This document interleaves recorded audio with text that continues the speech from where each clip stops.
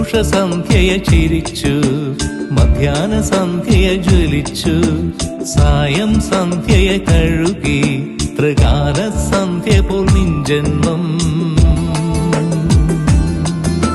നീ തൊട്ടുണർത്തി ഹൃദയ പൂക്കളിൽ നിറയുന്ന മധുവും മണവും അറിയാതെ ഒളിപ്പിച്ചു വെച്ചോ കാലം. നീ പോവുക നിൻ വഴിയേ, സഫലമീ യാത്ര, സഫലമീ യാത്ര.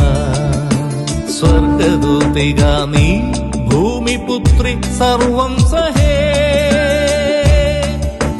കർമ്മവീഥിയിൽ ഏകയാത്രിക സ്നേഹാദ്രേ, കർമ്മവീഥിയിൽ ഏകയാത്രിക സ്നേഹാദ്രേ.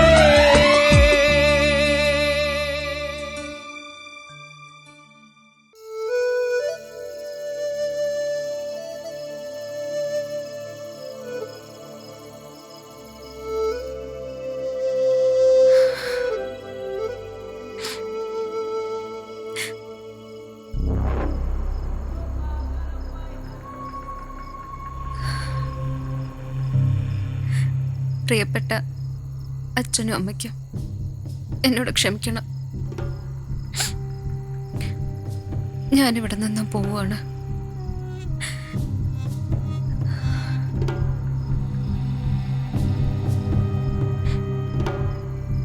നിങ്ങൾക്കാർക്കും ഞാനൊരു ബാധ്യതയാവില്ല.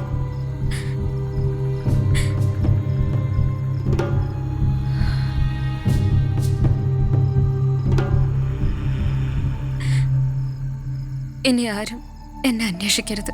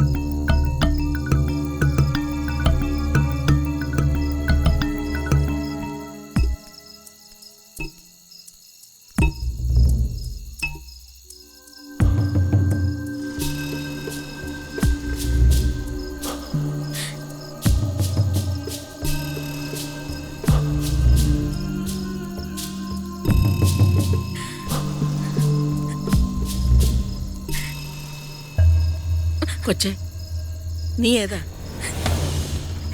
നീ എന്തിനാ ഇവിടെ വന്ന് നിൽക്കുന്നേ? കുറെ നേരമായല്ലോ നീ ഇവിടെ വന്ന് നിൽക്കാൻ തുടങ്ങിയിട്ട്. എന്താ കാര്യം? ഏ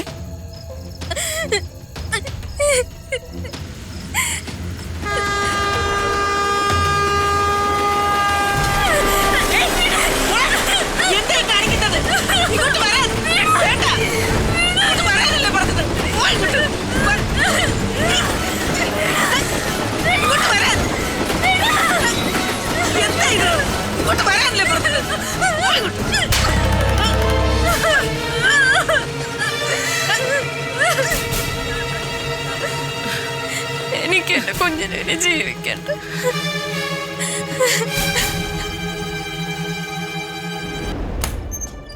വാ.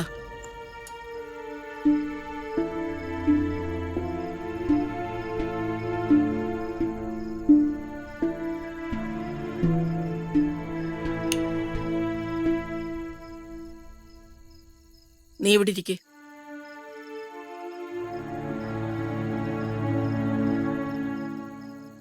നീ എന്തെങ്കിലും കഴിച്ചിട്ടാണോ രാത്രി ഇറങ്ങിയത്? എനിക്കൊന്നും വേണ്ട.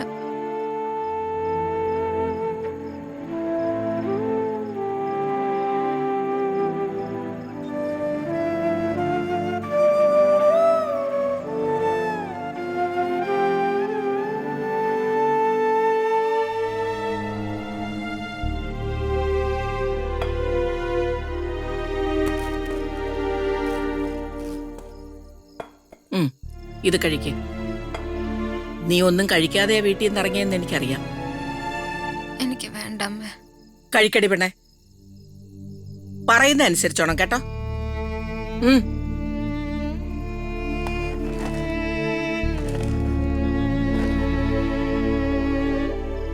കഴിക്കേ.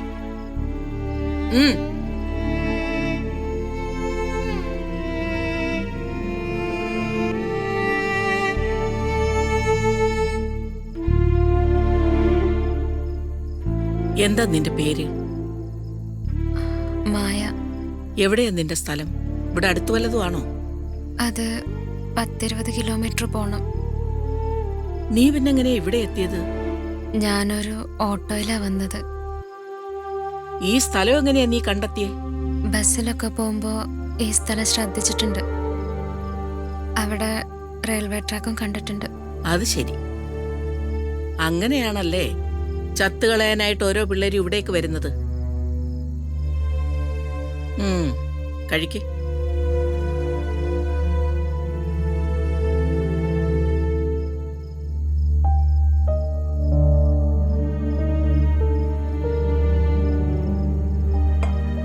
നിന്റെ വീട്ടിലാരൊക്കെയുണ്ട്? അച്ഛനും അമ്മയും ഒരനുജത്തെയും. അച്ഛന്റെ ജോലി എന്താ? അച്ഛൻ ഓട്ടോ ഡ്രൈവറാ. അപ്പോ നീ പാവപ്പെട്ട വീട്ടിലെ മൂത്ത കൊച്ചല്ലേ? എന്റെ പേര് ശാരദ എന്നാ. ആളുകൾ എന്നെ ശാരദാമ്മ എന്ന് വിളിക്കും. എനിക്കൊരു മോനൂടിയുണ്ട്, ഭാസ്കരൻ. ഗജപോക്കിരിയാ. ഒരു അടിപിടി കേസിലേ ഇപ്പൊ ജയിലില്ല. എന്നുവെച്ച് നീ പേടിക്കണ്ട, ഞാനൊരു സാധു സ്ത്രീയാ. ഇവിടെ അടുത്തുള്ളൊരു വീട്ടില് അടുക്കളപ്പണി ചെയ്യുന്നുണ്ട്. അവിടെ നിന്ന് കിട്ടുന്ന വരുമാനം കൊണ്ടാ ഞാൻ ജീവിക്കുന്നത്. അവിടുത്തെ പണി കഴിഞ്ഞു വരുന്ന വഴിയാ നിന്നെ ഞാൻ കണ്ടത്. ശരിക്കും പറഞ്ഞ ഒറ്റപ്പെട്ട ജീവിതമാ കൊച്ചേന്റേത്. ഇവിടെ ഞാൻ മാത്രമേ ഉള്ളൂ. നീ ഗർഭിണിയാണെന്ന് പറഞ്ഞത് സത്യാണോ? അതെ. ആരാ നിന്നെ ചതിച്ചത്? കൂടെ പഠിക്കുന്ന ഏതെങ്കിലും ചെറുക്കനാണോ? അത് അല്ല. പിന്നെ നീ മടിക്കാതെ എന്നോടെല്ലാം പറഞ്ഞു. ഒരു പരിഹാരത്തിനല്ലെങ്കിലും എല്ലാം അറിഞ്ഞിരിക്കാമല്ലോ. നിന്നെ ചതിച്ചത് ആരാ? നീ മരിക്കാൻ ഇറങ്ങി പുറപ്പെട്ടതല്ലേ? എന്നോട് പറ. എന്താ അവന്റെ പേര്? രാജീവ്. നിനക്കവനെ എങ്ങനെയാ പരിചയം? ഞാൻ പഠിക്കാൻ പോകുന്ന ബസ്സിലെ കണ്ടക്ടറാ രാജീവ്. ഓ, അതൊക്കെയാണല്ലോ ഇപ്പൊ നടക്കുന്നത്. നീ അവന്റെ വല വീണു അല്ലേ കൊച്ചെ? ഓ, എത്ര കണ്ടാലും കൊണ്ടാലും പഠിക്കാൻ കഴിയാത്ത വർഗം ഒന്നേ ഉള്ളൂ, പെണ്ണ്. അത് ഞങ്ങൾ തമ്മിൽ നല്ല സ്നേഹത്തിലായിരുന്നു. എന്നിട്ടിപ്പോ അവരെവിടെ പോയി? സ്ഥലത്തില്ലേ? ഇല്ല, രാജീവേട്ടൻ ഗൾഫിൽ പോയി. നീ കാര്യങ്ങൾ വിശദീകരിച്ചു പറ. നിന്നോടൊരു വാക്ക് പറയാതെയാണോ അവൻ പോയത്? അല്ല, യാത്ര ചോദിച്ചിട്ട് തന്നെയാ പോയത്. പിന്നെന്താ സംഭവിച്ചത്? പറ.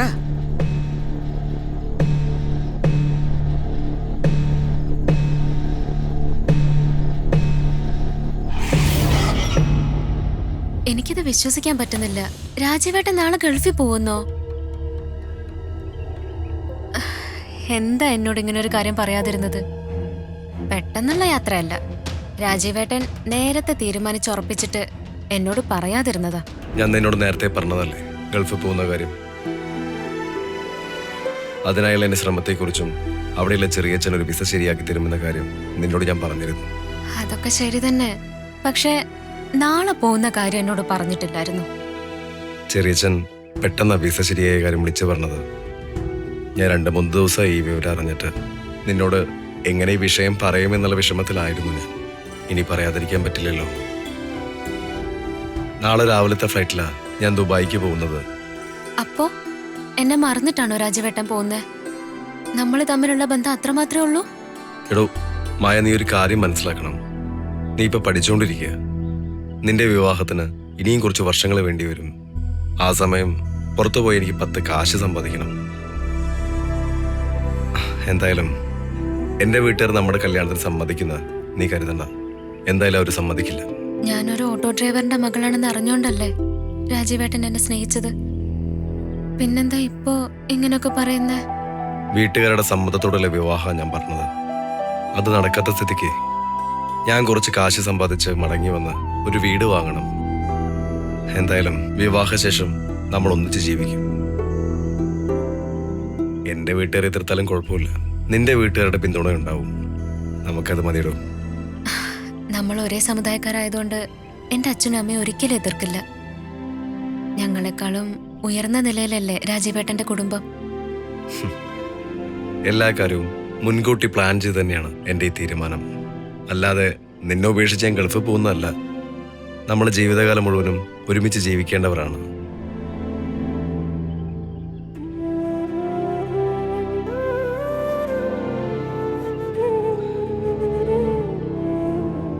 ചില കാര്യങ്ങൾക്ക് ഞാൻ തന്നെ മുന്നിട്ടിറങ്ങണം. നീ വിവാഹപ്രായം എത്തുമ്പോൾ നിന്റെ കൈ പിടിച്ച് തെരുവിലിറങ്ങാൻ ഞാനത്ര മണ്ടനല്ല.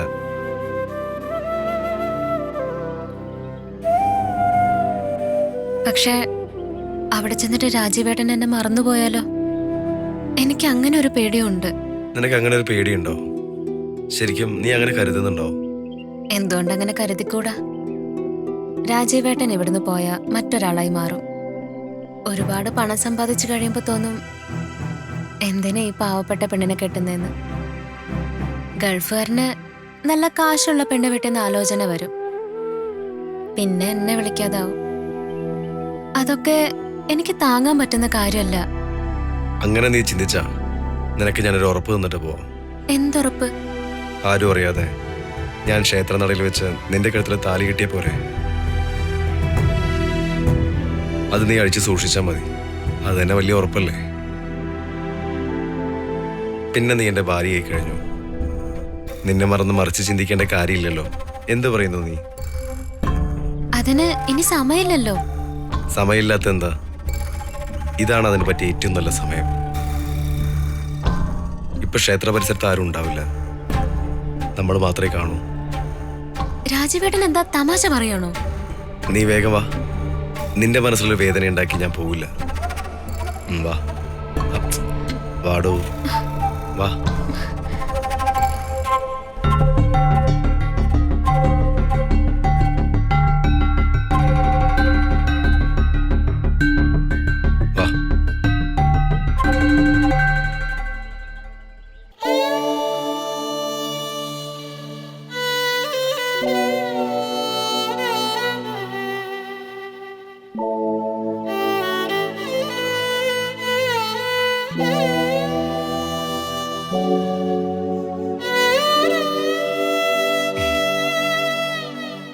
ഇനി ഞാൻ നിന്നോട് സത്യം പറയട്ടെ. എന്താ? ഇതൊക്കെ ഞാൻ നേരത്തെ പ്ലാൻ ചെയ്തിരുന്നു. അപ്പോഴേ മനസ്സിൽ ഉറപ്പിച്ചിരുന്നു ഇവിടെ നിന്ന് പോകുമ്പോൾ നിന്റെ കഴുത്തിൽ താലി കെട്ടുന്നു. അത് മറ്റൊന്നിനും വേണ്ടിയല്ല. നീ എന്നെ കാത്തിരിക്കുമെന്ന് എനിക്കറിയാം. ഞാനിത് ചെയ്യുന്നത് എനിക്കൊരു ലക്ഷ്യബോധത്തോടു കൂടി ജോലി ചെയ്യാൻ വേണ്ടിയാ. എന്നെ കാത്ത് എന്റെ ഭാര്യ നാട്ടിലിരിക്കുന്നു എന്ന് ധൈര്യം കിട്ടുമല്ലോ.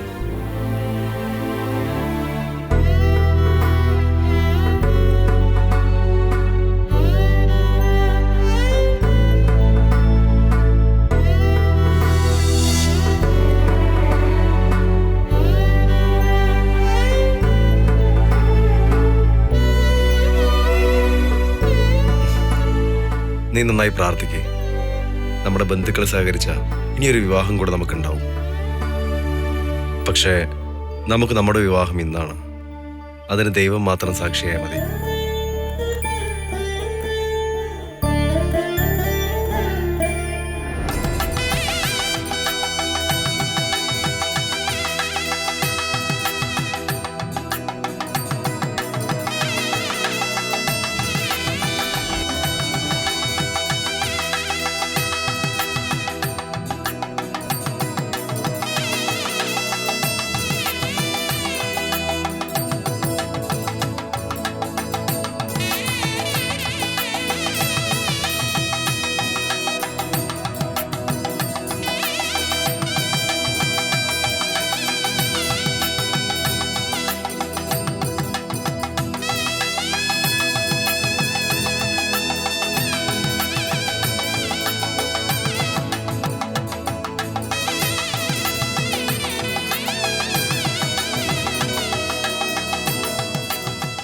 രാജീവേട്ട, ഞാൻ ഈ താലിയായിട്ട് എങ്ങനെ വീട്ടിൽ പോവും?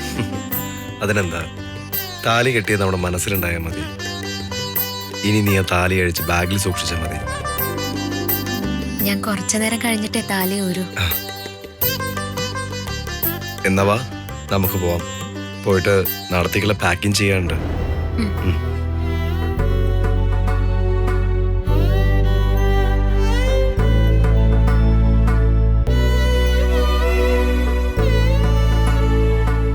എന്റെ ദേവി, രാജീവേട്ടന് നല്ല ജോലി തന്നെ കിട്ടണേ.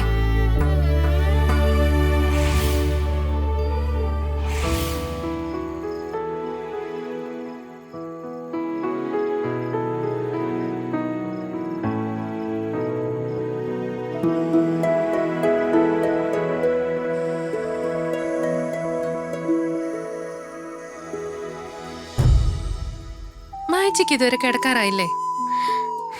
നീ പോയി കിടക്ക്, എനിക്ക് കുറച്ചുകൂടി പഠിക്കാനുണ്ട്. ആ, പഠിക്കാനുണ്ടായിട്ടാണോ ഇങ്ങനെ ഇരുന്ന് സ്വപ്നം കാണുന്നേ? അല്ല, ഇങ്ങനെ ഇരുന്ന് സ്വപ്നം കാണാനേ വല്ല കുരുക്കിലും പോയി വീണോ? എന്തോ ഓർക്ക്? നീ നിന്റെ കാര്യം നോക്ക് പെണ്ണെ. ജീവനെ കൊതിയുള്ള ആരെങ്കിലും ചേച്ചി ലൈൻ അടിക്കാൻ വരുമോ? വന്നാലേ വിവരം അറിയും. ആ, അതൊക്കെ ആയിക്കോട്ടെ. എനിക്കേ നല്ല ഉറക്കം വരുന്നു. ഞാൻ ഇപ്പൊ കിടന്നോട്ടെ.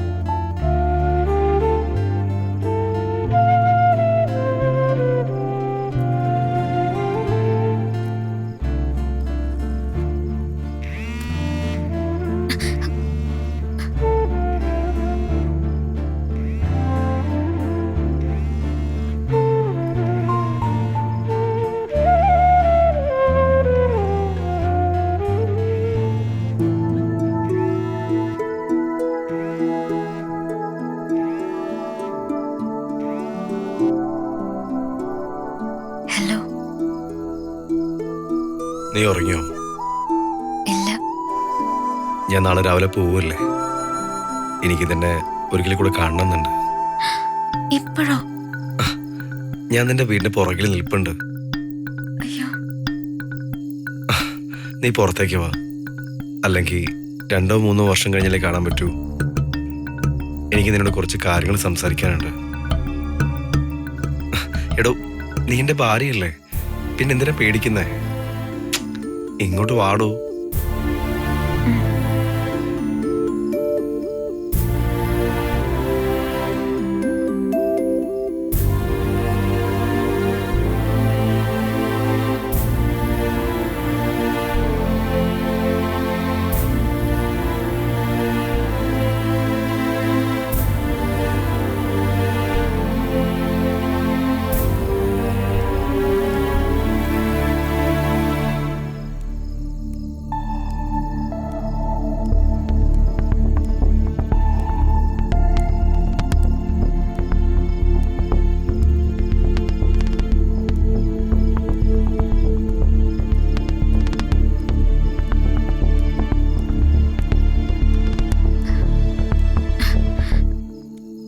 ഭാഗ്യം എല്ലാരും ഉറങ്ങി.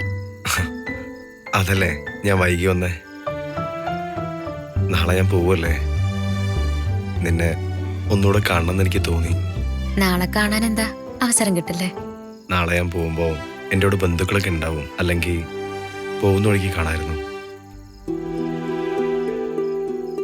അവിടെ താമസ സൗകര്യമൊക്കെ ആയോ? ചെറിയച്ഛൻ പറഞ്ഞത് കമ്പനി താമസ സൗകര്യം തരുന്നതാണ്.